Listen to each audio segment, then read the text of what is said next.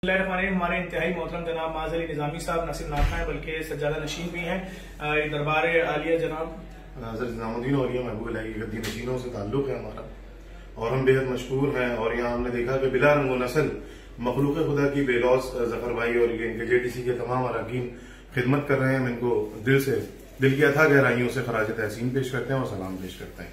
मैं बहुत शुक्रगुजार हूँ। एतराफ़ खिदमत शील्ड दी गई है और इसकी जरूरत नहीं थी। आप तो जानते हैं हमारे आपके ताल्लुकात आज के नहीं है और बल्कि इत्तेहाद बैनुल मज़ाहिब की बात हो, इत्तेहाद बैनुल मुस्लिमीन की बात हो, JTC के जितने बड़े प्रोग्राम्स होते हैं पिछले 10 सालों से उसमें आप आते भी हैं। न सिर्फ आते हैं बल्कि जो हिंदुस्तान से तशरीफ लाए थे जनाब सरवर चिश्ती साहब, उनकी यहाँ पर जो उनको लेकर आए थे हमारे यहाँ, वो भी आप ही लेकर आए थे और उनसे जो भी मुलाकात का सिलसिला रहा बहुत अच्छा और बहुत कुछ सीखने को मिला। आपका बहुत बहुत शुक्रिया एक बार फिर। आपका अपना इदारा है, आप जैसे जैसे चाहे हमारे आपकी बहुत खुलूस बहुत मोहब्बत के साथ आप पेश आए, सबसे दिल की अता गहराइयों से मैं शुक्र। आपका शुक्रिया, आपका शुक्रिया।